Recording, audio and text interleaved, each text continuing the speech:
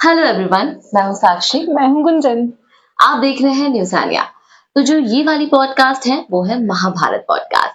इस सीरीज में हमारा जो फर्स्ट एपिसोड है वो है भीष्म पितामह।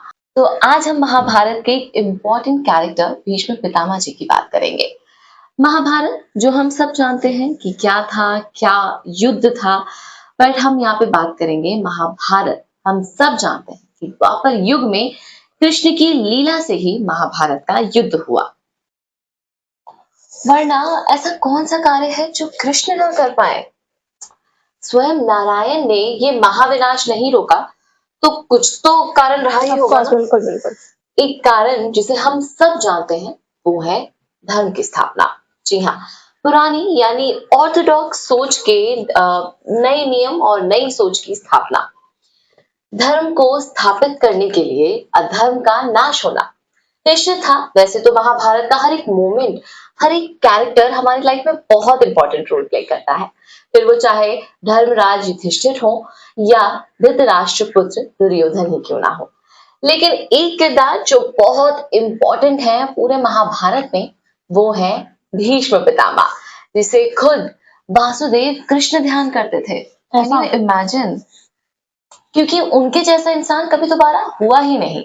वैसे तो भीष्म महाराज शांतनु के पुत्र और मां गंगा की संतान थे, लेकिन आपने कभी सोचा है कि इतने महान साम्राज्य का एक लौता वंश अविवाहित, वो भी अपने पिता के प्रेम के लिए। एक कारण ये हो सकता है, लेकिन इस रीजन के पीछे एक और रीजन है जिसकी शुरुआत होती है महाभारत से। तो हुआ कुछ यूं साक्षी जी, इस महाभारत का जो युद्ध है ना कहीं ब्रह्मलोक से स्टार्ट है। इसका रीजन ये है कि ब्रह्मलोक में ब्रह्मा की सभा बैठी हुई थी। तो उस ब्रह्मा की सभा में संत, देवता और भी कई देवता भी बैठे हुए थे और ये विचार कर रहे थे कि पृथ्वी लोक पर यानी मृत्यु लोक पर धर्म की स्थापना कैसे की जाए। यहाँ पे ये फैक्ट है कि हम पृथ्वी को मृत्यु लोक कहते थे उस टाइम पे। बिल्कुल, वैसे भी है ही ना, कौन सा जी रहा है तमीज का। तो कुल मिला के मृत्यु लोक या पृथ्वी लोक पर हमें धर्म की स्थापना कैसे करें, ये एक बहुत बड़ा विचार था। और अगर हमें धर्म की स्थापना करनी है साक्षी, तो कहीं ना कहीं हमें देखना चाहिए एक सदाचार वाला व्यक्ति जाना चाहिए नीचे। में से तो किसी को मुंह उठा के नहीं भेज सकते। तो ये एक बहुत ही इंपॉर्टेंट डिसीजन वहां पर चल रहा था। वहां पर ये हुआ कि देवी गंगा जी वहां पर आती हैं अपनी भागीदारी देने। सारे संत, देवी देवता जितने भी थे सब वेलकम करते हैं कि भैया नया गेस्ट आया, हेलो नमस्कार आदाब, होता ही है ये। और हुआ भी। लेकिन अचानक पता नहीं साक्षी कहां से एक हवा का झोंका आता है। और मैं ये रियल फैक्ट बता रही हूँ, मैं भी नहीं बता रही।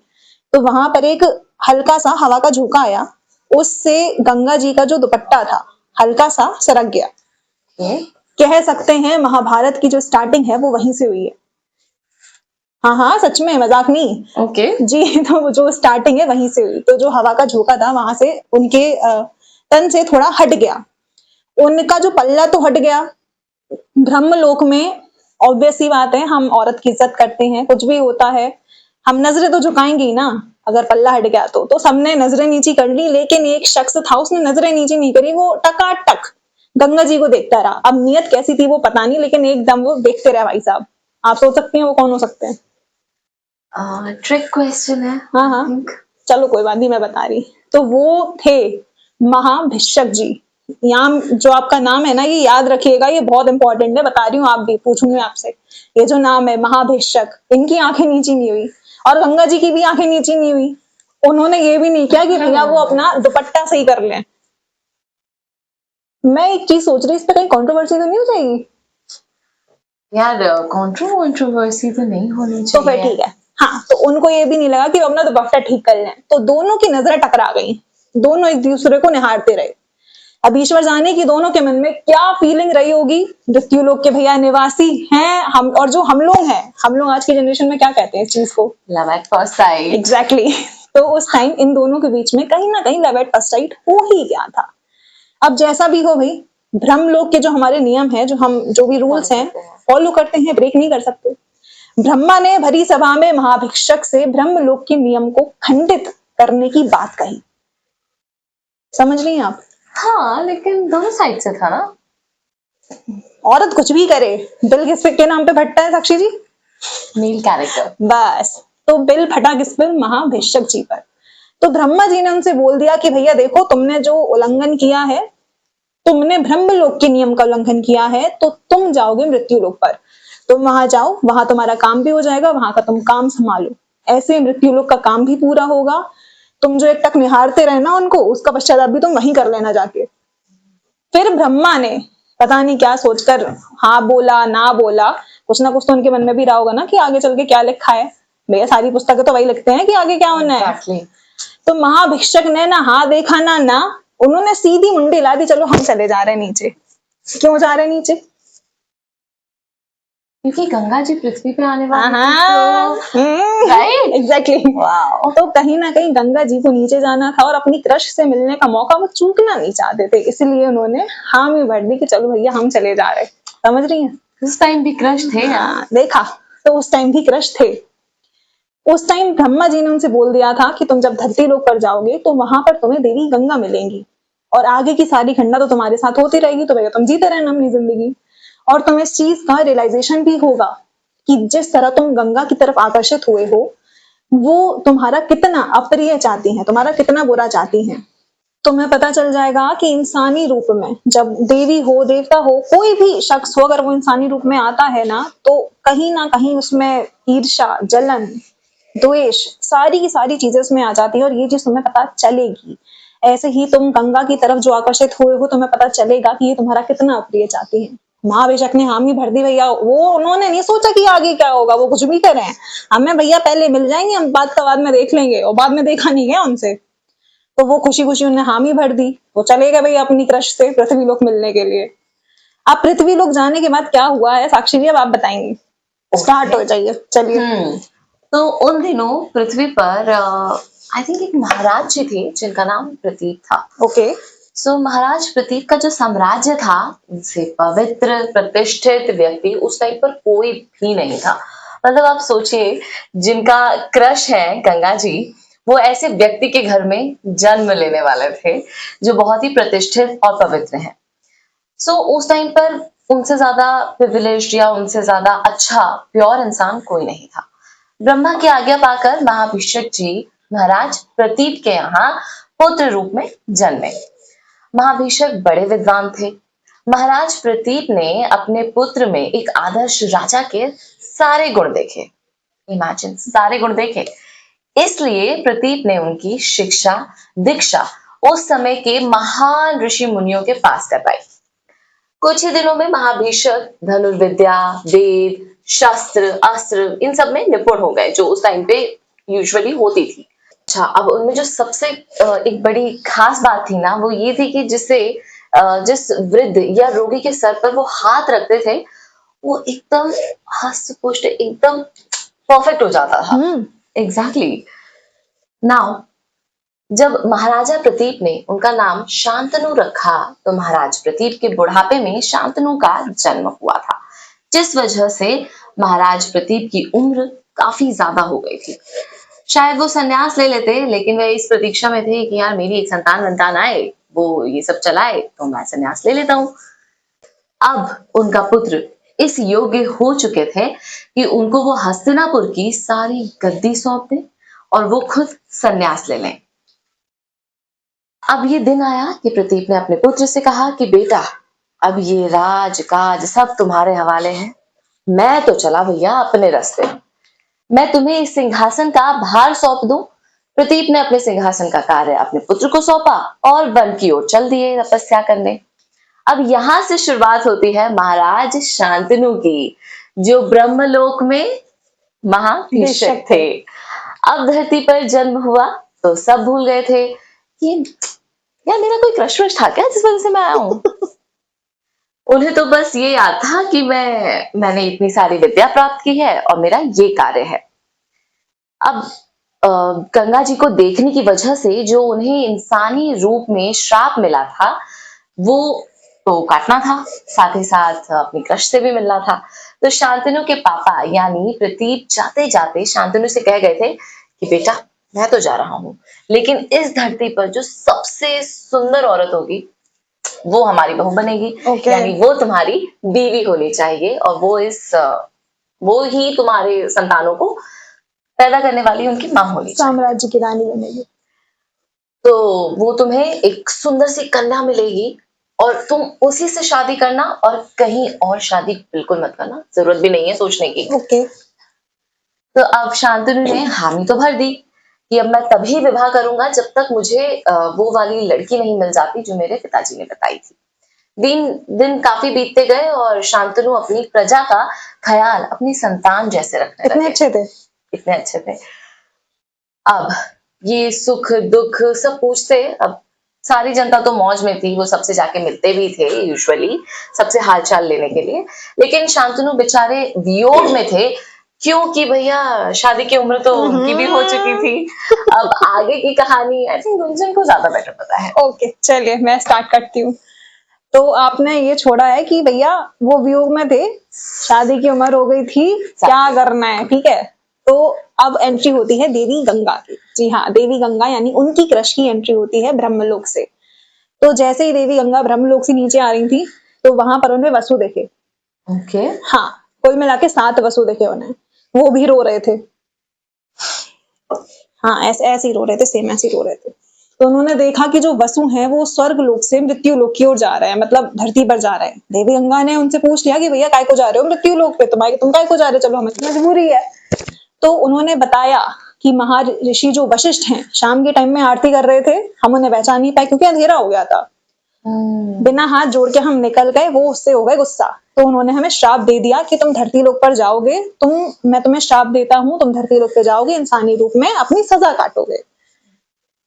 साक्षी, आपने इस चीज से एक बात समझ रही हो कि हम इंसानी रूप में जब पैदा हुए हैं, हम कोई ना कोई भोग सजा रहे काट हैं भाई, भोग रहे हैं, समझिए। आप भी भोग रहे हैं, हम भी भोग रहे हैं। तो कहाँ थे हम? कि वसु आ रहे थे। हाँ, तो संध्या वंदन का टाइम था, उन्होंने देखा नहीं, हाथ जोड़ के वो निकल गए, वो पहचान नहीं पाए। तो गुस्सा होकर उन्होंने बोल दिया कि तुम मनुष्य योनि में जाओगे और तुम वहीं रहोगे। अब उन्होंने ये सारी बात बताई और उन्होंने गंगा जी से बोला कि अब आप बताइए देवी, हम क्या करें।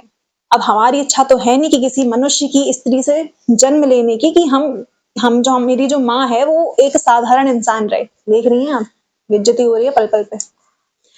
क्योंकि अगर इंसानी शरीर से हमारा जन्म होगा तो बहुत वक्त बाद मोक्ष मिलेगा, पता नहीं क्या क्या जीना पड़ेगा। इसीलिए आप बताइए मैं क्या करूं, हमारा कुछ ना कुछ आप उपचार करिए। तो देवी गंगा ने आइडिया दिया। देवी गंगा ने बोला कि भैया हम तो नीचे जा रहे हैं, तुम हमारी कोख से जन्म लेना, हम तुम्हें बहा देंगे। वाह, पैदा होते ही साथ हम तुम्हें बहा देंगे, तुम्हें मोक्ष मिल जाएगा लगे हाथ। इसीलिए लोग गंगा जी में अपने पाप धुलने जाते हैं। हाँ, लेकिन मैडम गंगा जी में वो पाप धुलते हैं जो अनजाने में किए गए हो, जानबूझ के पाप नहीं धुलते हैं, ऐसी गलतफहमी ना रखिएगा। ये तो पता ही नहीं था। हाँ, हम बताते, सुनो। हाँ, तो जो वसु थे, उन्होंने अपनी बात तो देखो निपटा दी, ठीक है। वसु जब ये पूरी उन्होंने बात निपटाई तो देवी गंगा ने बोला कि एक बात बताओ, तुम्हारा काम हो गया, मेरा भी काम हो जाएगा, बेचारे मेरे पति का क्या होगा, एक तो बात बताओ, वो अकेला रहेगा जीवन भर, स्टार्टिंग में भी अकेला, ऊपर भी अकेला, हर जगह अकेला अकेला, ऐसे कैसे काम चलेगा। बीवी है, कुछ तो सोचना पड़ेगा।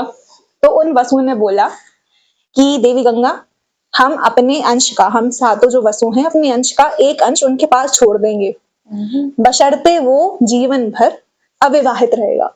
समझ रहे हैं, शादी नहीं करवाएगा वो कभी।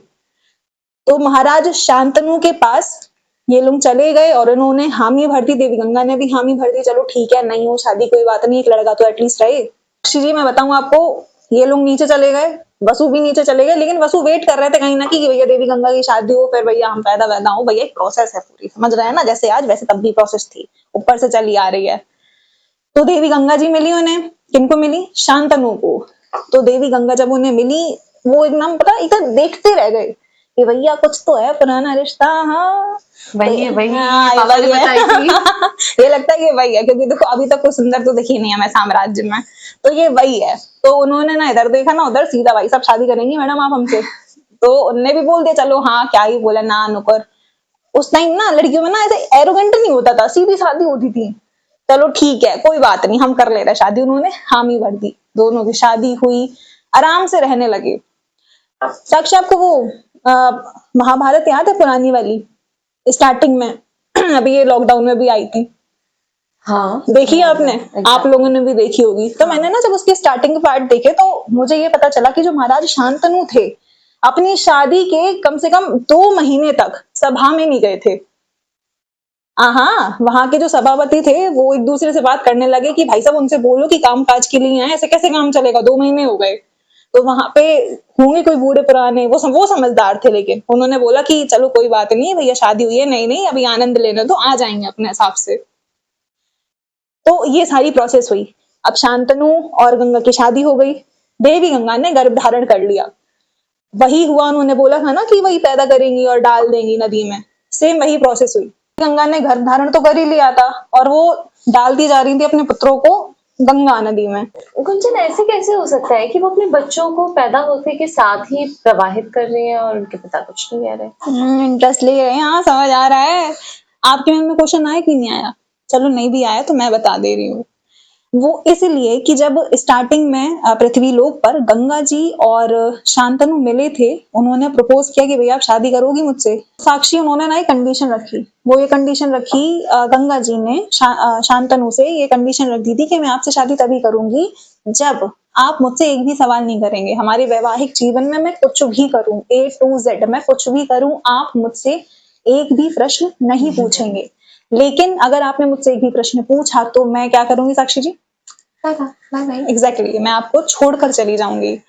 अब शांतनु ने बोल दिया चलो ठीक है, क्या ही कर लेंगे ऐसा भैया, ठीक है चलो। हाँ, उन्होंने हामी भर दी, शादी हो गई, खुशहाल से एकदम जीने लगे। फिर वही उनके पुत्र होते चले गए और देवी गंगा उन्हें प्रवाहित करती चली गई। अब ये जो बात थी ना साक्षी, ये ना पूरे साम्राज्य में फैल गई थी कि महाराज के बेटा हो रहा है, लेकिन जो महारानी है वो गंगा जी में सबको प्रवाहित करती चली जा रही हैं। और सबसे बड़ी बात ये कि शांतनु कुछ कह नहीं रहे हैं। शांतनु कुछ भी नहीं बोले, कब तक नहीं बोले, वो अपने 7 पुत्रों तक नहीं बोले। उनके 7 पुत्र जो थे वो गंगा जी बहा चुकी थी। शांतनु की आवाज कब आई गंगा जी के पास?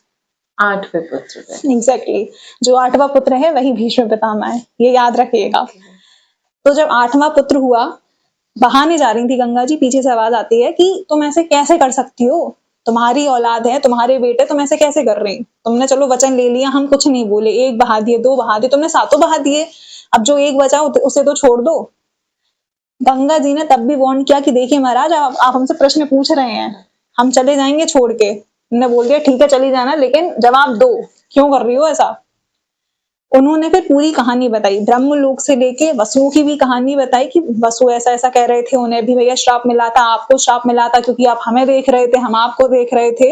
ये सारी उन्होंने कहानी बताई। साथ ही उन्होंने ये भी बताया साक्षी कि ये जो 8वें जो पुत्र हैं, जो भीष्म पितामह हैं, यही हैं 7 वसुओं के अंश, भीष्म। उसके बाद फिर कुछ नहीं, उन्होंने बोल दिया कि अभी हम इनको लेके जा रहे हैं, जब ये बड़े हो जाएंगे, ये एकदम बढ़िया हो जाएंगे, बड़े हो जाएंगे, सारी की सारी शिक्षा दीक्षा सारी की सारी ग्रहण कर लेंगे, हम आपके पास छोड़ के चले जाएंगे। बस फिर क्या, अंतर ध्यान हो गई। तो साक्षी जब गंगा जी अंतर ध्यान हो गई थी ना, उसके बाद की जो स्टोरी है वो आप बताएंगी? हाँ मैं बताऊंगी, लेकिन आई थिंक कि आज के लिए इतना बहुत है हमारे यूजर्स को प्रोसेस करने के लिए। तो चलिए ठीक है भैया, साक्षी जी ने कह दिया अभी नहीं बता रहे हैं। जैसा कि साक्षी ने बोल दिया है कि वो अभी तो नहीं बताने वाली आगे क्या हुआ है, तो आप जो हमारे चैनल पे है ना एकदम ऐसे ही रहिएगा, ठीक है? क्योंकि जो अभी हमारा नेक्स्ट एपिसोड है ना, बहुत ही इंटरेस्टिंग होने वाला है, आपको पता चलने वाला है आगे क्या क्या हुआ है। और उसमें ना भीष्म पितामह के 1-2 नाम और है, वो भी हम आपको बताएंगे, और वो कैसे पढ़े वो भी बताएंगे। तो तब तक के लिए stay tuned in with us.